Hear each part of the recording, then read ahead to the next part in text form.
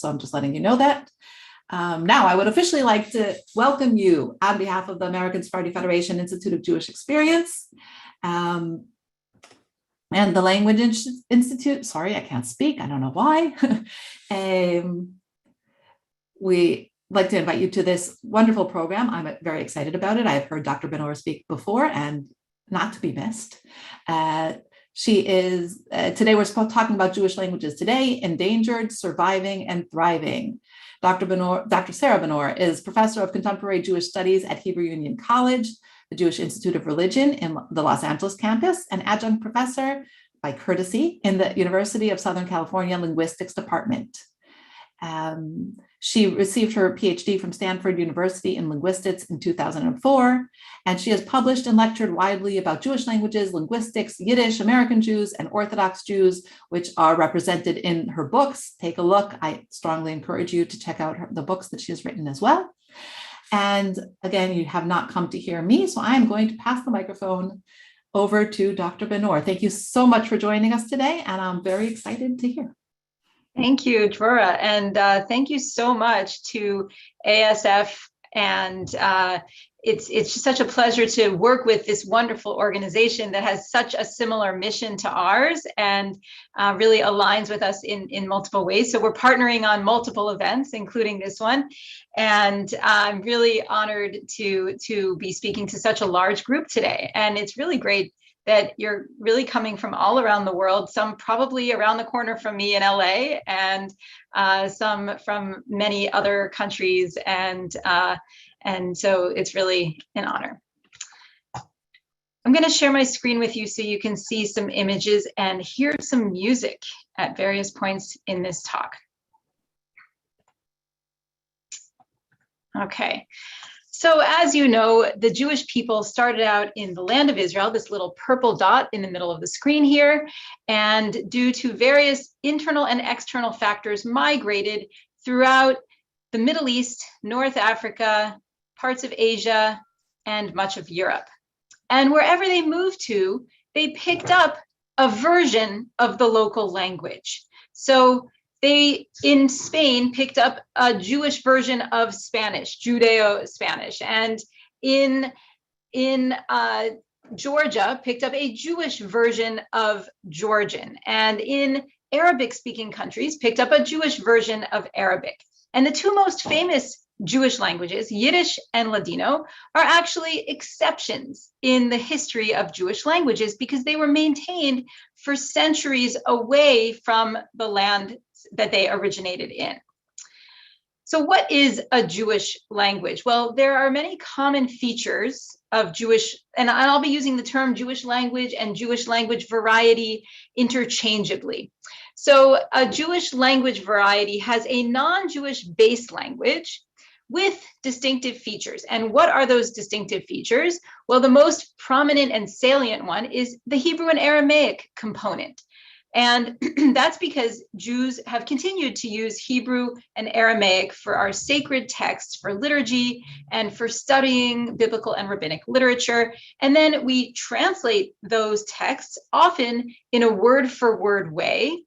And that has an influence on the spoken language sometimes.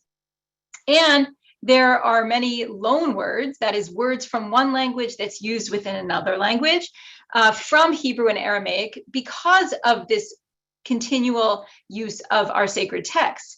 So you have Hebrew and Aramaic words for religious concepts, for secretive language, especially to refer to non-Jews and taboo concepts, euphemisms for parts of the body, and for death. And there are also influences from other Jewish languages that Jews spoke before their current migration. And there are also other distinctive features. Now, getting into all of these distinctive features would be a whole separate talk. So for now, I'm not going to focus on those, but I just want to point out another one, which is the Hebrew writing system, that historically most, but not all, Jewish languages were written in Hebrew letters, which are actually Aramaic letters.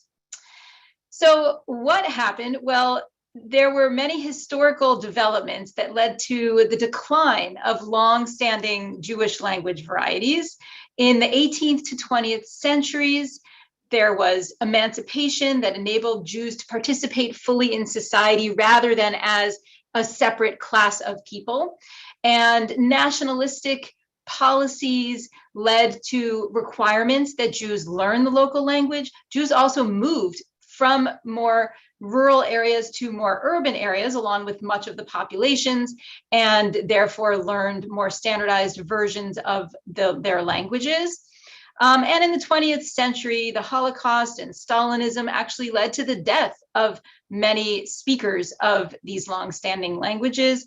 And then migrations also caused major shifts in languages, where most of the Jews who lived in the places that you saw on the map a minute ago moved to the Americas, to Israel, and to Western Europe.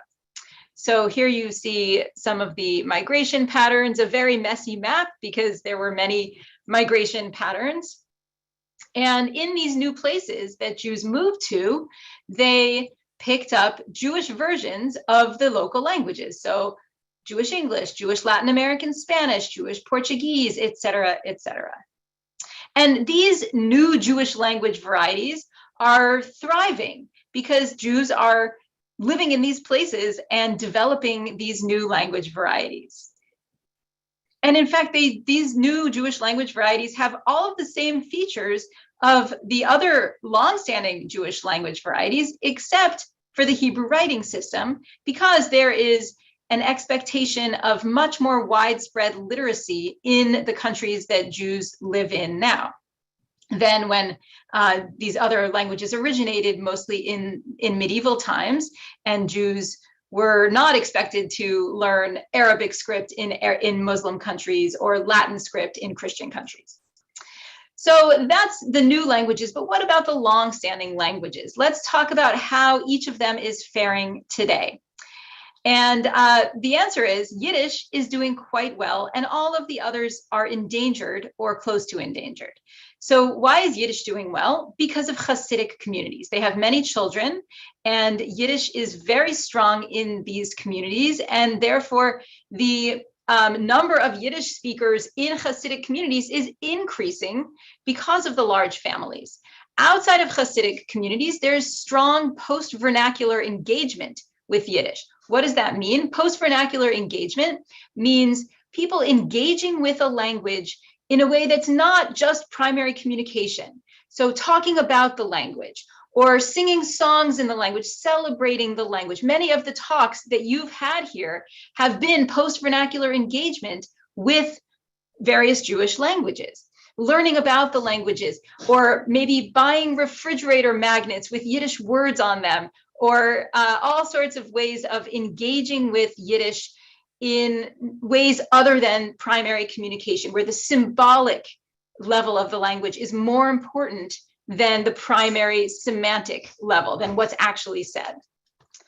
So when we're talking about language endangerment, we're talking about a scale where a language can range from international to provincial to developing to vigorous. These are the good stages of a language where it's doing well. And you don't need to read all this. I'm just giving you a general overview. And then we get to the bad stages where they're not doing as well. They're threatened or shifting or moribund or nearly extinct, dormant. We don't like to use the word extinct because the idea is that the language is now dormant, but it is possible that people might pick it up later. And I'm adding in here the word infused because in some cases, communities can infuse a language into their communal activities to, in post-vernacular ways, to have that symbolic proficiency, but that language might still be considered dormant because it's not spoken as a language of communication, and there are no people who have full knowledge of the language. So these stages are not great because they're too black and white. Some of them say things like the only speakers who speak the language are X, but what if there are one or two who are younger or who are outside of that territory? Also, in the case of Jewish language varieties, sometimes speakers acquire a standard version of the language, but maintain elements of their ancestors' Jewish variety. And we see this with Judeo-Italian and Judeo-Greek. So would we say that Judeo-Italian and Judeo-Greek are dormant because they're not speaking exactly like their ancestors did? They're speaking more standard, but with some phrases from their ancestors' languages. It gets a little complicated there. Another question is, where do you draw the line between a language and a dialect? You might have been thinking that at the beginning when I was talking about longstanding Jewish languages and new Jewish language varieties. Well, it is a complicated question because historically, many Jewish languages have been mutually intelligible with the local non-Jewish language. So wouldn't they then be considered dialects of the local language rather than separate languages? Well, that's because usually we consider mutual intelligibility, whether people can understand each other, to be a criterion for distinguishing between two dialects of the same language and two separate languages. But that gets complicated. Sometimes people say they understand other people, but then that group says they don't understand the first group. And then we have the issue of speaker versus non-speaker. That is, does someone have to be fluent to be considered a speaker of a language? Do they have to actually use the language? What if they just engage with the language post-vernacularly? Does that count as being a speaker of a language? Despite these problems, however, I would still say these statistics are useful because they enable us to get a general sense of how a language is doing. So how are Jewish languages doing according to this scale of intergenerational disruption? Well, we see that Yiddish is doing well, Judeo-Arabic, Ladino, Judeo-Persian, etc. Most of these languages are in stages 7 or higher, that is endangered. But Judeo-Tajik and Judeo-Tat are doing a little bit better according to these statistics, that they're maybe considered vigorous in certain communities and threatened or shifting in others, although I think that is changing pretty quickly. But there's also post-vernacular engagement for many of these languages. And I think that's an important thing to think about, that even if a language is endangered, if it is considered moribund, it can still have a second life through this post-vernacular engagement. And I'm going to demonstrate that for each of these language varieties: Ladino, Judeo-Arabic, Judeo-Tat, known as Juhuri, Judeo-Median, which is languages spoken in Iran that are not in the Persian family, Judeo-Malayalam, spoken in southern India, and Jewish Neo-Aramaic, spoken in the Kurdish region. And for each, I'm going to give a brief history, talk about the current status, and give some information about post-vernacular activity. And there will be time at the end for questions and conversation. So first, Ladino. As I said before, Ladino is one of these languages that is an exception in the history of the diaspora because it was maintained for centuries away from the place where it originated.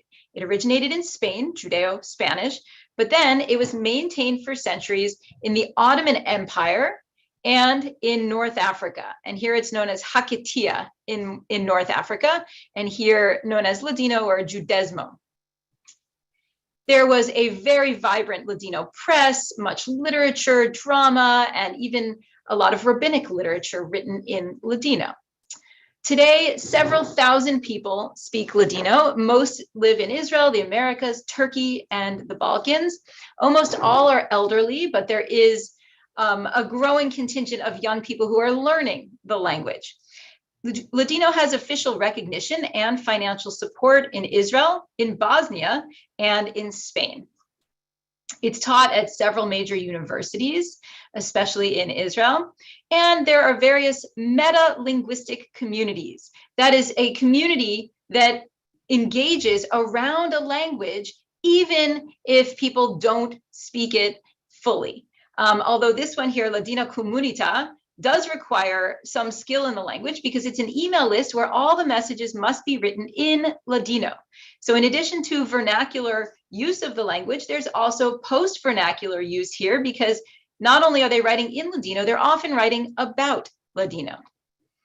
And there are several other metalinguistic communities online, like Encuentros de Al-Had, which is encounters on Sunday, and people meet to discuss various issues in Ladino. There's a balabai and a musafir, a host and a guest, and they have these conversations in Ladino. And then there are smaller communities in local places around North America in particular, and elsewhere in the world as well.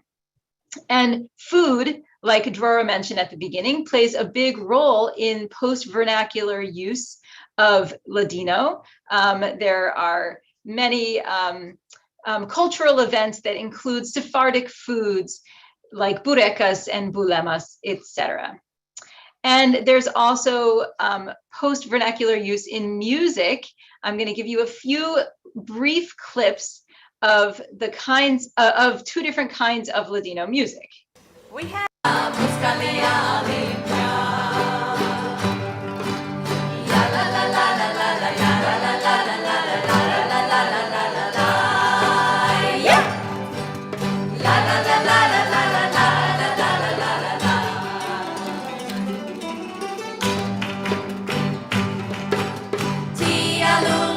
Okay, I know. I want to listen to more too, but we have to move on to the next lecture, the next video. So here is a more modern version, and in many Jewish languages, we do see post-vernacular engagement with both traditional musical forms and more contemporary musical forms.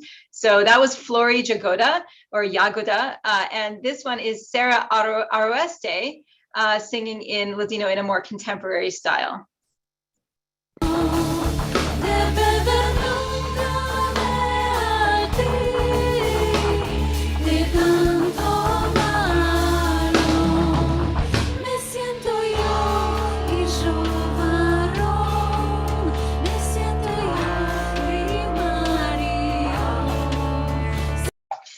Okay, so we also see Ladino Infusion at Sephardic Adventure Camp, which is a sleepaway summer camp outside of Seattle that caters to the great-grandchildren of immigrants from Rhodes and Turkey to Seattle, and also to other parts of the United States and Canada.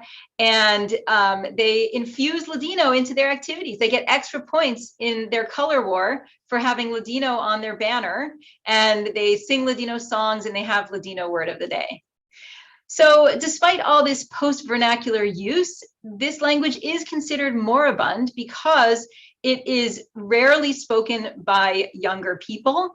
I do know one family raising their kids in Ladino and many young adults who are learning it, but most of the speakers are quite elderly. And however, this language is very important for group identity among Sephardic Jews. Turning now to Judeo-Arabic. The yellow areas on the map are areas where Judeo-Arabic has been spoken. And there is a very rich history of literature in Judeo-Arabic. Judeo-Arabic was even used before the Islamic conquests. And you may have heard of some classical Judeo-Arabic texts from Saadia Gaon, Yehuda Halevi, Maimonides, etc. And many Judeo-Arabic texts were found in the Cairo Geniza. There are many varieties of Judeo-Arabic, and these tend to be more similar to the local non-Jewish variety than to each other. So someone from Egypt and someone from Yemen might even have trouble understanding each other because Arabic in Egypt and Arabic in Yemen are different enough that it might be hard to understand each other. But there are also some common traits that in Egyptian Judeo-Arabic, you see some traits from Moroccan and Syrian Judeo-Arabic because of migrations throughout history. In the 19th and 20th centuries, there were many Judeo-Arabic periodicals from Mumbai to Morocco to Baghdad, and mostly written in Hebrew letters. Now, most speakers moved to Israel and France, Canada, Mexico, and the United States from the 1940s to the 1960s, and that led to major declines in the use of Judeo-Arabic.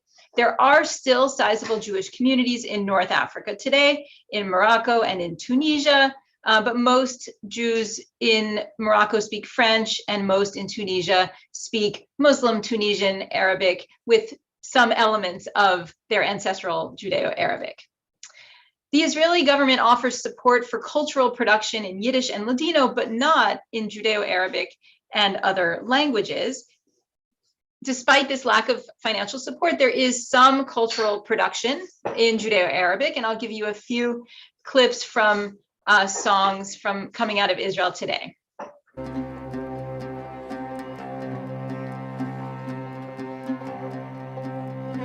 الحباب عملوا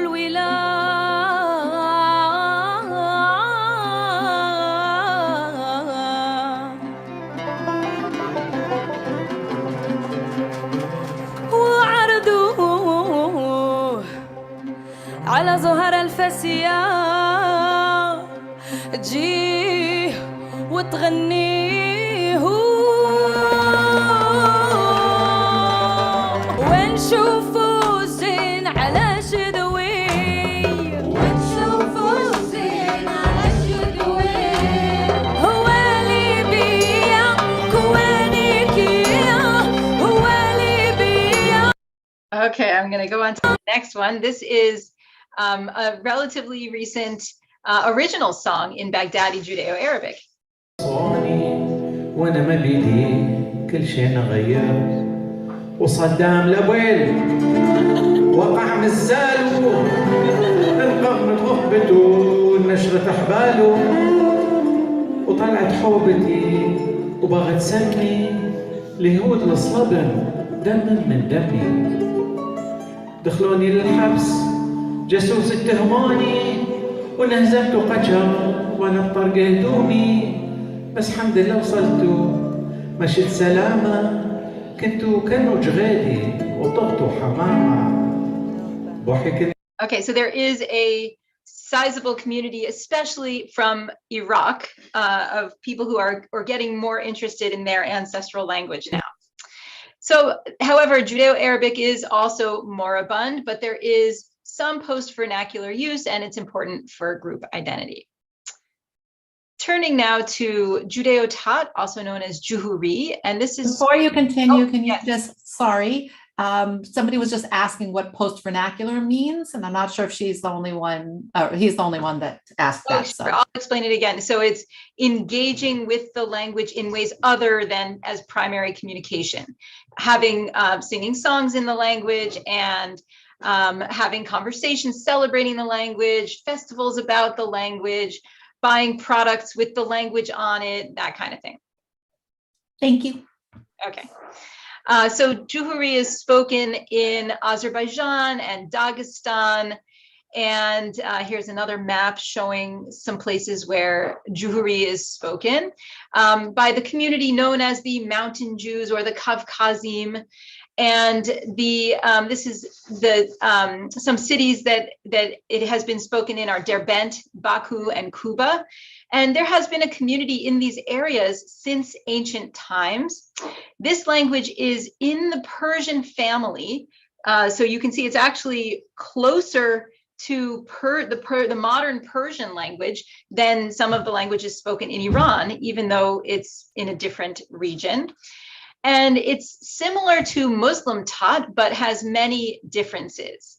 There are some books written in Juhuri. Originally, it was written in Hebrew letters, and then in Cyrillic letters, and with a brief stint with Latin letters as well, based on language policies of the Soviet Union. And here are some examples of books that have been written in Juhuri, and some periodicals starting in 1915 and even going as late as 1991. And in fact, Tat, which referred to Judeo-Tat, was one of the 10 official languages in the USSR Republic of Dagestan. One of the distinctions, the few Jewish languages that have the distinctions of having been an official language of a country. However, from the 19th century to today, Judeo-Tat has slowly been replaced by Azerbaijani, Russian, and other languages in the Caucasus region, and by Hebrew in Israel. Some older people still use it, and parents use it as a secret language. And there is some post-vernacular activity, some music that is still performed in Juhuri. However, it's still transmitted to children, apparently, in one town.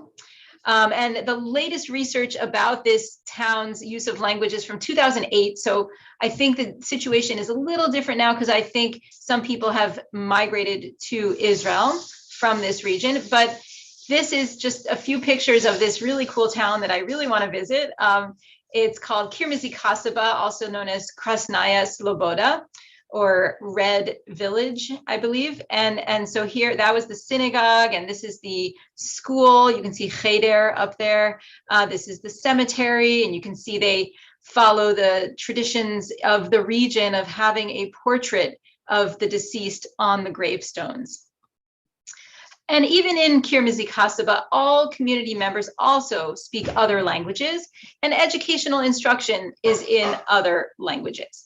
So this is, I would say, in stage 6B, threatened, because it is used for face-to-face communication within all generations, but it is losing users. And as more and more people leave the region, it is even more threatened. Now I'm turning to Iran, and here we're going to talk about Judeo-Median. And do you see where that circle is? I'll make it appear again there. So it is, the Median language is on a different branch of the Iranian language family. And it's different enough from Persian that most speakers of Persian can't really understand the people who speak these languages. And there are several Jewish language varieties spoken in Iran that are different enough from Persian in various towns and cities that Jews have lived in, like Kashan and Isfahan, Hamadan, Borujerd, etc. And these languages are not mutually intelligible for the most part with each other. There are some similarities. Here you see some examples where the words for big, for example, are totally different in all the languages, but the word for cat is similar in 4 of them and totally different word in these other languages. And Shirazi is actually not a Judeo-Median language. It's closer to Persian, but still mutually unintelligible with Persian. Now, what happened? Well, from the mid-20th century, around the mid-20th century, most Jews learned Standard Persian with some Hebrew words in their cities and towns, or after moving to Tehran because of language policies. And we'll be having an event that focuses on that transition in just a week and a half, on March 13th. The Jewish Language Project is having an online event about that. And then, in addition to Jews learning Standard Persian, most Jews from Iran have left Iran and moved to New York, Los Angeles, Israel, and elsewhere, where they have picked up Hebrew, English, and other languages. But there is some work currently being done to document these languages, and we're working with our partner organizations, the Endangered Language Alliance and WikiTongues and the Living Tongues Institute, to not only record speakers of these languages, but to transcribe their interviews and to create dictionaries based on these languages. The next language is Jewish Neo-Aramaic, and we're almost done. I know this is a lot of material, but I hope you're finding it useful and enriching. So Jewish Neo-Aramaic is spoken in the Kurdish region between Iran, Iraq, and Turkey. And here's another picture of that region. And the communities are ancient in these languages. So is the language in these territories, but the way that Jews speak Aramaic today is much changed from the Aramaic that is encoded in our rabbinic literature. And so it's the way they speak is related to the language of the Talmud, but quite different. And some of these dialects of Jewish Neo-Aramaic were spoken by several thousand people in towns, and some just by a few families in small villages. And interestingly, the Jewish dialects are more similar to each other than to the Christian Aramaic dialects nearby. So let me give you a little example of this. This is 4 towns that are pretty close to each other. And we see that the Christian dialects have very different words for all of these, whereas the Jewish words are quite similar for most of them. And the Jewish Neo-Aramaic speakers in the Kurdish region also spoke local languages like Kurdish, which is related to Persian, and Turkish and Farsi and Arabic and Russian. And these local languages have influenced their Jewish Neo-Aramaic so that they are different enough from the language of the Talmud. Most speakers of Jewish Neo-Aramaic moved to Israel, some to the US and Europe. And there is some post-vernacular engagement with this language, such as this great book by Ariel Sabar about the language spoken by his father, Jonas Sabar, who is a famous researcher of Jewish Neo-Aramaic. And there are speakers today in Israel who are mostly elderly, well, pretty much all elderly, and some are from, from different regions who speak basically 2 different main dialects of Jewish Neo-Aramaic. And there are monthly cultural gatherings, poetry readings, stand-up comedy, call-in radio shows, a new organization that is recently formed called the Lishana Institute that's doing research on the language and advocating for policies from the Israeli government in support of Jewish Neo-Aramaic. And there is some new music coming out of younger people who are descended from speakers of Jewish Neo-Aramaic and are embracing the language of their parents and grandparents. So again, this language is moribund, but there is some post-vernacular use used for music and comedy and people talking about the language. And it's important for group identity among Kurdish Jews, especially in Israel. And the last language that I want to focus on is Jewish Malayalam. Jewish Malayalam is spoken in southern India, and it is a long-standing Jewish community there in the Kerala region of India, and some of the towns and cities that they lived in include Cochin, Ernakulam, Parur, Chenamangalam, and Mala. And the first evidence of Jews in the region is from the 9th century CE, where we have traders that arrived in India via the Indian Ocean. We have many texts in Jewish Malayalam, but they're mostly in Malayalam script, not in Hebrew script, which is a difference between this and other longstanding Jewish languages. We have Bible stories and prayers in Jewish Malayalam, and many songs, especially Jewish women's wedding songs from the 18th century on. Jewish Malayalam is mostly intelligible to local Hindu, Christian, and Muslim varieties, but it's more similar to the Muslim varieties. And here I'll give you some examples of that. Some words in Jewish, Muslim, Christian, and Hindu versions of Malayalam. And you can see some cases where the Jewish and Muslim words are more similar to each other than to the other varieties. So community members moved from India to Israel in 2 waves in the 1950s and the 1970s. And only a few dozen Jews remain in Kerala, and most have shifted to the local variety of Malayalam. But in Israel, there is some post-vernacular activity, a group of women who meet regularly to speak in Malayalam and study the script in Jerusalem, and some sing-alongs and singing troops, especially focusing on those wedding songs that I mentioned. And I'll give you just a few little clips of this.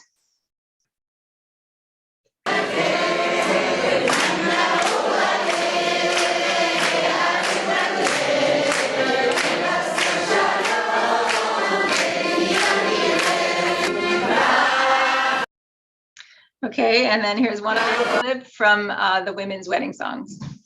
Neraya sadukane impitse decina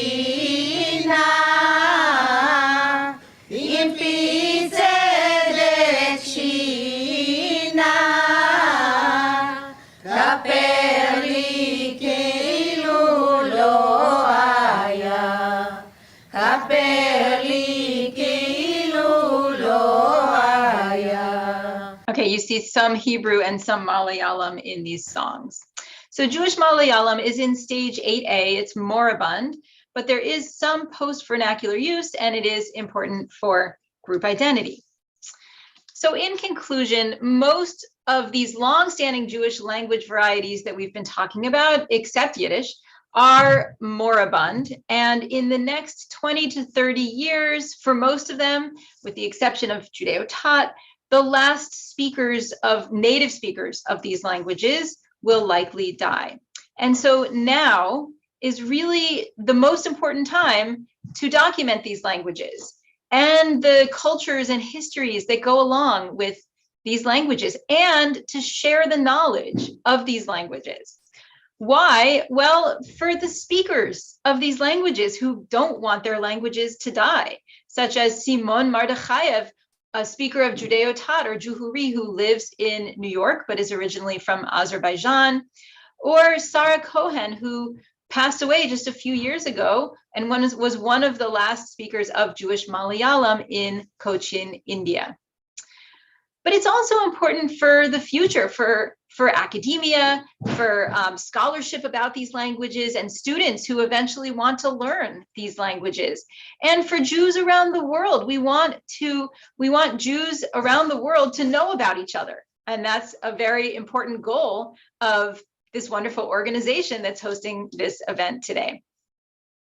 It's also useful for other groups, for indigenous, immigrant, and religious groups, to see how Jewish languages have differed from their non-Jewish correlates, and how Jews are currently embracing these languages and engaging with them in post-vernacular ways. And they might get ideas for how they can then infuse their ancestral languages into their community life. So how can we raise awareness about Jewish languages and document them? Well, the Jewish language website, which I run, does this to some extent. We have various books, one book that I edited called Languages in Jewish Communities, Past and Present, and other books like this book by Lily Kahn and Aaron Rubin called The Handbook of Jewish Languages. And I also recently started a Jewish language consortium where I brought together many organizations that are doing the important work to document endangered Jewish languages and to teach about them. And together we're sharing resources and doing the work that we can to maximize the efficiency of this documentation work. And my organization, the Jewish Language Project at HUC, our mission is to promote research on, awareness about, and engagement surrounding the many languages spoken and written by Jews throughout history and around the world. And our vision is that every known Jewish language variety will be well documented. Comparative research will flower. That is, people who are researching what Jewish languages have in common and how they differ from each other, such as the use of Hebrew words across Jewish languages. Post-vernacular activities in these languages will increase, and many Jewish children and adults will learn about Jewish language varieties. So our current projects to realize this vision are documenting endangered Iranian Jewish languages in particular, because that was the group of languages that I found had the least research on them so far. And we put out fun facts on Mondays and Thursdays and post other interesting things about Jewish languages most other days on our social media platforms, Facebook, Twitter, and Instagram. We have short films that we have commissioned about various Jewish languages. And we are also working on recording pronunciations for the Jewish English lexicon, which is a dictionary of Jewish English, focusing on the Hebrew, Aramaic, Yiddish, Ladino, Judeo-Arabic, Judeo-Persian, etc., other words that are used by Jews within English. And we have lots of ideas for future projects that we are eager to do once we can find the funding for them. So thank you so much for your interest in Jewish language varieties, and I'm looking forward to having a conversation and hearing your questions. First, I just have to say, I know we've talked about some crossover here, but when you brought up I don't know how to pronounce it, I'm sorry, Malayalam, right? Is that? So we're actually working on a clip right now on Ruby Daniel, who documented a bunch of songs in Malayalam, and we also have one on a clip. So for those who don't know, we also have short clips, educational based, and that's Dr. Benor and I have been talking about that we need to cross-reference them and make sure people know, because it's part of our heritage. I'm going to quote somebody in a minute. But Buena Sarfati Garfinkel also wanted to document all of the Ladino. So hers is already live. Ruby Daniel is coming live. And so, yes, that's so much part of it. And Lynn just put it so well. Learning about Jewish communities around the world outside of Eastern Europe can enrich one's Jewish spiritual practices, one's own heritage, one's own identity, one's own view of the world. And yes, I think, I hope you can agree with that. That's a great quote. Maybe I'll use that in a grant application. Right? That's what I was thinking. So Elaine and Rachel, I see your hand has been up. I'm going to invite you to open your cameras and open your microphones. I will read you in the meantime. The reference to Al-Had, would you prefer I read them or you read them, the other questions? Oh, okay, I guess I could read them. So yes, the reference to Al-Had for Sunday is because in Spanish, the word for Sunday is domingo, and Jews understandably didn't feel comfortable referring to Sunday as the day of God. So they maintained a word that had been used perhaps by some of their ancestors in Spain when Arabic was the primary language of Spain, Al-Had, meaning day one, the day one of the week. Okay, Rachel, you had a question? You need to open your microphone. You're on mute. Okay. Hi. First, I have to say, I never miss anything that Dr. Benor does. And I always listen to her. And every time I learn something new. So thank you for that. As you know, I am a native speaker of Ladino, one of those of a certain age. I was born and raised in Turkey. And the first point I want to make is that since I came to America, when hardly anybody had ever heard of Sephardic Jews in the first place, and second, that they claimed that if you don't speak Yiddish, you can't be Jewish. So we've come a long way since then, thanks to people like you. So thank you very much for that. I just want to add about a few things about Ladino. There's so much going on that it's impossible to touch on everything. But I do want to say, you showed two clips from Ladino music. One from Flori Jacoda, and the other one from Sara Rueste. But having grown up with these songs, it seems to me important to also say that most of our music, especially in Turkey, had the Turkish makams. Flori is from Yugoslavia and has the Balkan influence. But when you showed the Judeo-Arabic music, that was closer to the way I heard the Ladino singing, with that kind of Turkish makam. And definitely we use those makams in our liturgy, both in Hebrew and Ladino. As you know, we also use Ladino in our liturgy. So those that was one point I wanted to make. And among the many other things that is going on in the Ladino world is that we do have radio programs also. There is one coming out of Israel, Can Ladino.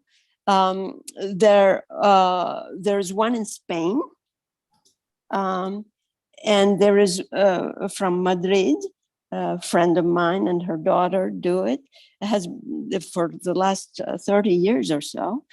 And also there was one until recently regularly coming out of Paris. And Maybe we're talking about doing one from the United States. That's wonderful. Maybe if you want to put it into the chat, people may be interested, or send it as a follow-up email. Yeah, I'll send it as a follow-up email. I think it's easier. I'm on my iPad. It's hard to type. Thank you, Rachel, and thank you for all that you're continuing to do on behalf of Ladino. Thank you. Clara, do you want to open your microphone? I see you have a question. Yes. I have a question for Sarah. I'm from Latin America, and I'm very aware of the differences in Spanish between among the different Latin American countries. My Spanish is quite different from Mexican Spanish and so on and so forth. Do you find that influences in some way the Jewish Latin American Spanish, or they're completely separate? Yes, absolutely.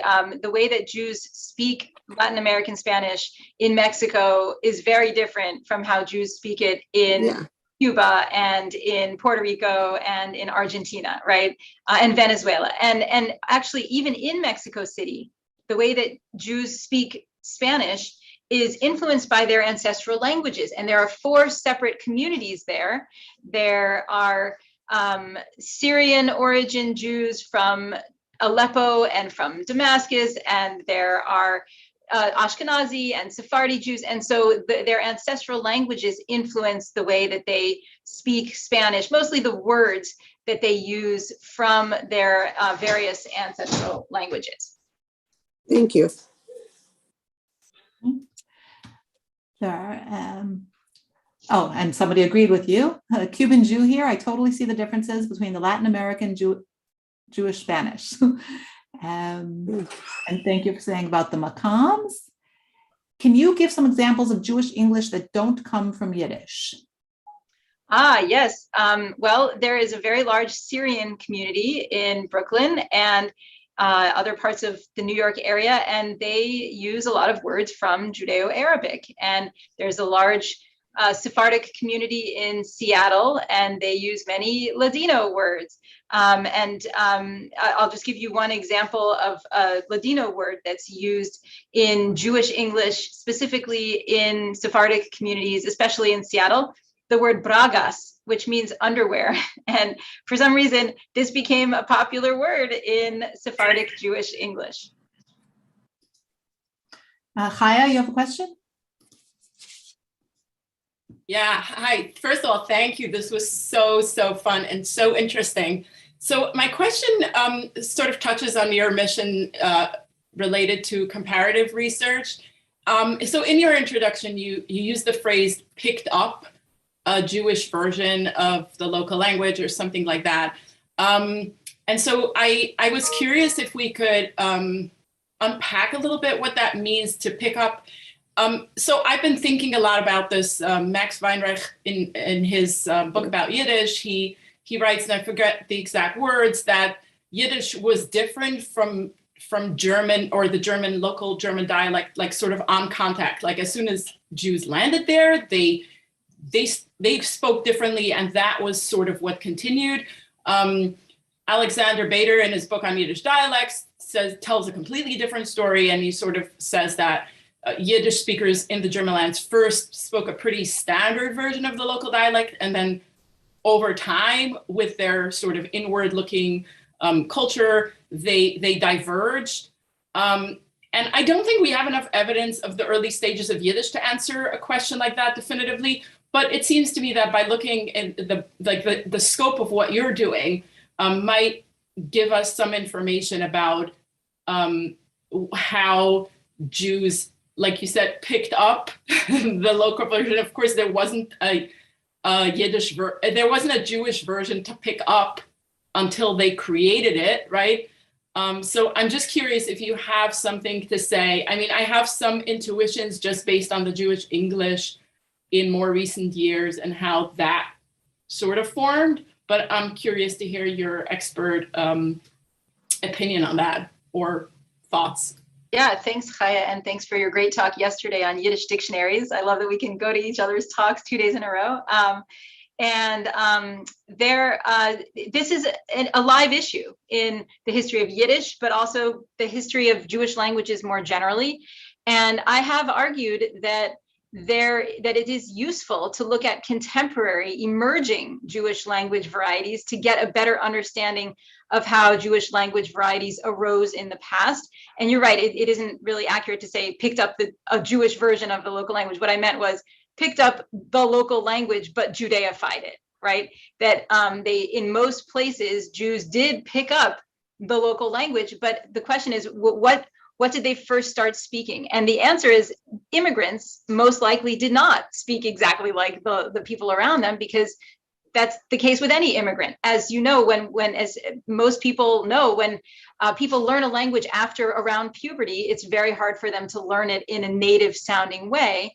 And so that is exactly what's going on when immigrants learn the language. The bigger question is what happens when their children learn the language, because if their children have exposure to people who speak the local language, then they're going to most likely pick up that variety. But the interesting thing to me is what features they maintain from their ancestral languages, and how else do they then later in the history of the language distinguish their language from non-Jews around them. So in my understanding of the history of Jewish languages, there are both substratal and superstratal influences, which means the languages that they spoke before influencing the way they speak now, and new languages that they come into contact with influencing their languages. But also their languages just have innovations because of insularity. And I wouldn't say isolation, because I don't think at any point in history Jews were completely isolated from their non-Jewish neighbors. They always had some degree of interaction with them. And even in situations like Yiddish and Ladino, which were maintained away from the places where they originated, they had influences from the languages around them. So Yiddish is influenced by Hungarian in Hungary, as Chaya's research points out. And Ladino is influenced by Serbo-Croatian in Yugoslavia and by Turkish in Turkey. There are so many Turkish words and other influences in Ladino. So when we look at the history of Jewish languages, it's really a balancing act between being a part of and apart from the local society. I always thought that, can you hear me? Yes. I always thought that tumult was a Yiddish word, but it turns out it actually is an English word. I go to a lot of social studies conferences around the country, and I just happened to end up in one in a university in the Pennsylvania Dutch country. And there were a lot of people there that were academically studying Pennsylvania Dutch as well as social studies in general. And they said that Yiddish and Pennsylvania Dutch are more similar to each other than both are to High German.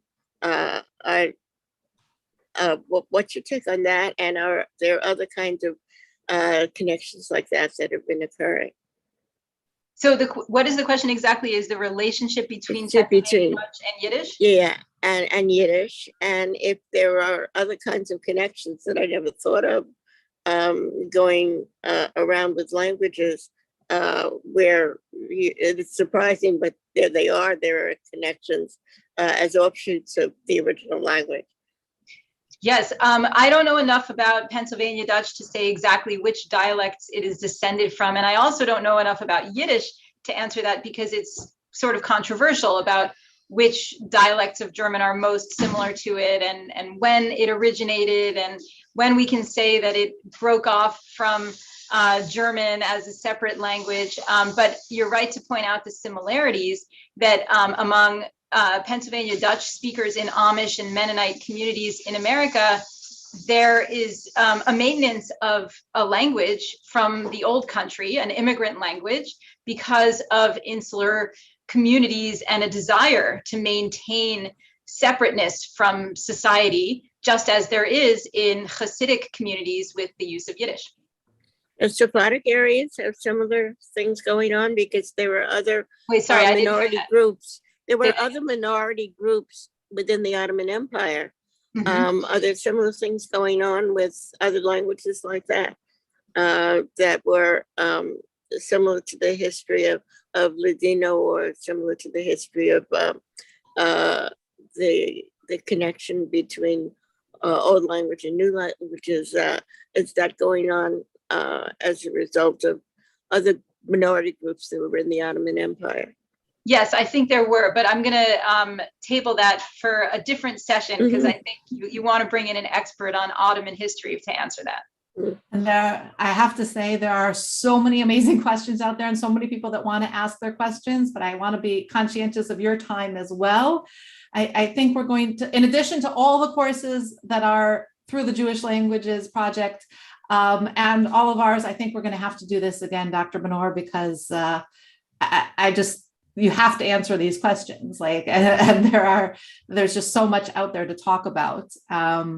So yes, you say something just in praise. I'm really, really delighted at your presentation because of all the clips that you've added. I think they add great depth to what your discussion was, and I really enjoyed it. Thank you. Since I quoted Lynn, can we just let her ask her? Well, yes. I don't really have a question. I'm kind of a political business person. My role at the synagogue when I joined was to create the email list. So, someone else said that being not considered Jewish because you don't speak Yiddish or you're not Ashkenazi, and look at me, I don't look Jewish. I could be in the Passover aisle, and I would, well, not before COVID, and I'll be talking to the other people and they won't recognize me. They won't even talk to me, and so I'm, my mother's from England that has a long history of Judaism. And I really, and also I'm tired of Borscht Belt humor at all my synagogue services, being a British person. And so when there's so many, I have a lot of questions for you, but I just want to add that on YouTube, there are so many Sephardic Ladino songs for Hanukkah, and it gave me a whole new understanding of Hanukkah. It was just so wonderful, besides latkes and all of that. And I really appreciate this because there's so many different Jewish people, and there was another person who said, I wanted to have solidarity with her, and all of you who are expanding our Jewish experience spiritually for me. I'm on a soapbox. Thank you. Thank you all. And really, I know there are, again, I'm going to repeat, there are so many good questions out there. You will receive my email address in the follow-up email. Please send them to me, and then maybe Dr. Benor and I can try to create a new session based on your questions. I really think that's the way to go at this point. I do encourage you, March 13th is the last in the series of the Judeo-Persian language series from the Jewish Language Project. So I do encourage you to go to that. We also have a program on Judeo-Arabic Yemenite music coming up on Sunday. So please join that. This is part of our heritage. This is part of the Jewish narrative. I know somebody talked about cultural appropriation. I don't know how you feel about it, but me personally, I believe this is the Jewish culture, and it's on us to learn each other so that we're part of the mosaic that makes up the Jewish people. And will we be getting a recording of this? There will be a recording on YouTube. Yeah, you'll receive the link in the. Thank you so much, Dr. Benor. I hope this is the first of many. Thank you. Shavua Tov. Shavua Tov. Bye. Bye.